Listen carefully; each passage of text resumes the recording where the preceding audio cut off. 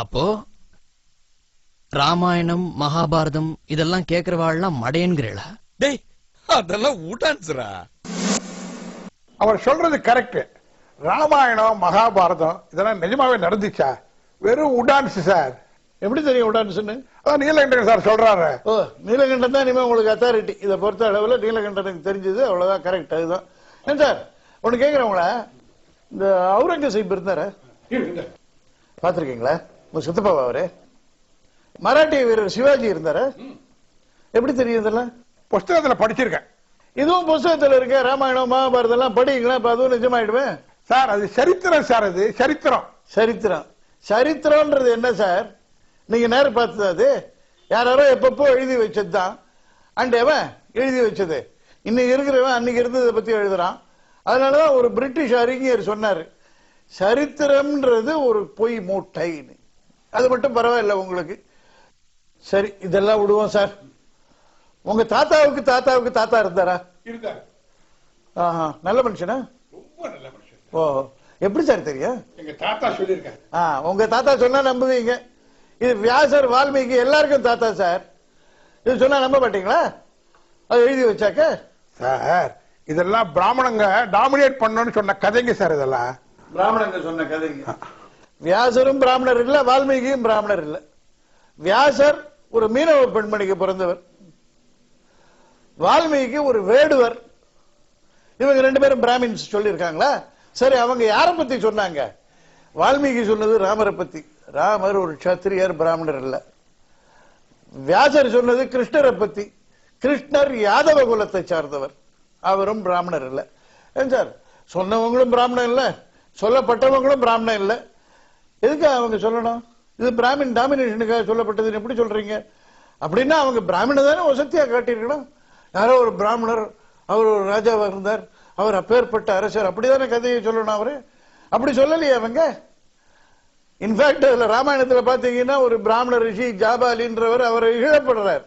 நாஸ்திகவாதம் பேசி அவர் இழப்படுறார். அவரு அது என்னத்துக்க சார்? இன்னொன்னு பாருங்க, நீங்க இதுல இந்த கதை எழுதுறவன் எவனா இருந்தாலும் சரி, கற்பனை கதை எழுதினான்னா அதுல வில்லன்றவனை அயோக்கியனா காட்டுவான், ஹீரோன்றவனை ஒரு பிளமிஷ் இல்லாம ஒரு குற்றங்குறை இல்லாம காட்டுவான் இல்லையா? கதைன்னா அப்படிதான் வரும். அப்பதான் அது ஒரு இன்ட்ரெஸ்டிங்கா போகும். கதைன்னா இன்ட்ரெஸ்ட் இருக்கணுமே. பட் ராமாயணத்திலயோ மகாபாரதத்திலயோ அப்படி கிடையாது. ராமர் கிட்ட இருக்கிற குறைகளும் வெளியில வருது, கிருஷ்ணர் கிட்ட இருக்கிற குறைகளும் வெளியில வருது. யாராவது வில்லனை இவ்வளவு வசத்துவாங்களான்னு பாருங்க.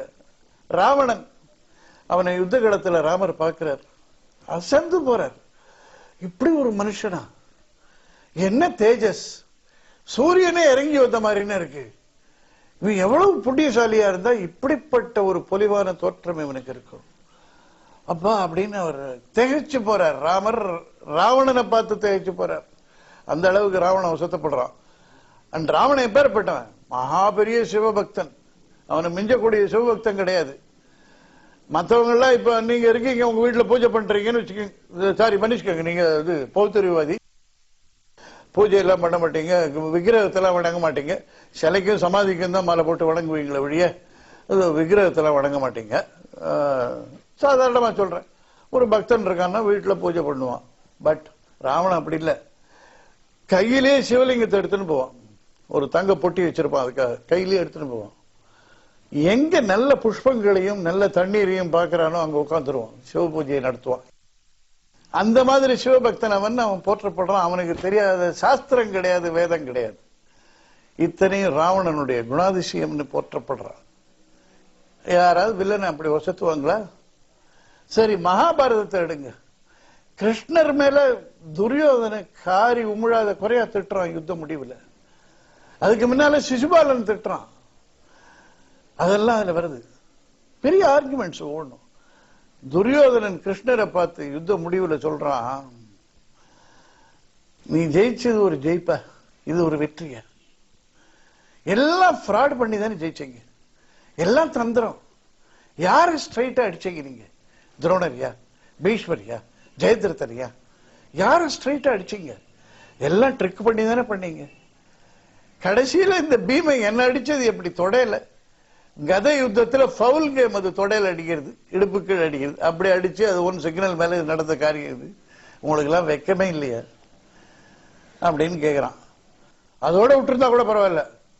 வியாசர் எழுதுறார், அப்பொழுது தேவர்கள் துரியோதனன் மீது பூமாரி பொழிந்தனர், தெய்வ வாத்தியங்கள் முழங்கின, எங்கும் நறுமணம் வீசியது, கிருஷ்ண பரமாத்மா வெட்கி தலை குனிந்து நின்றான்.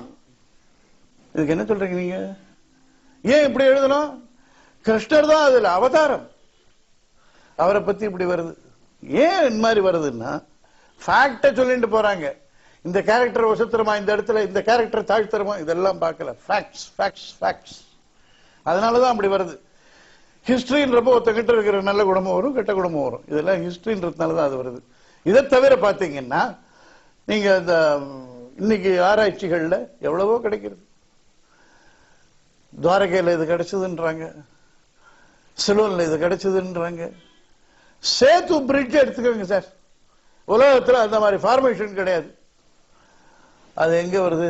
ராமாயணத்துல வருது. ராமாயணத்துல அதனுடைய புனிதத்தன்மையை பத்தி அவ்வளவு சொல்லியிருக்கு. சேது பிரிட்ஜை பத்தி ராமரே சொல்றார் சீதைக்கு காமிச்சு. இங்க வந்தாங்கன்னா எல்லா பாவமும் தீர்ந்து போகும், எதுலையும் தீராத பாவம் இங்க இதை வந்து பார்த்தா போறோம் அப்படின்ற. இதெல்லாம் எதுனால?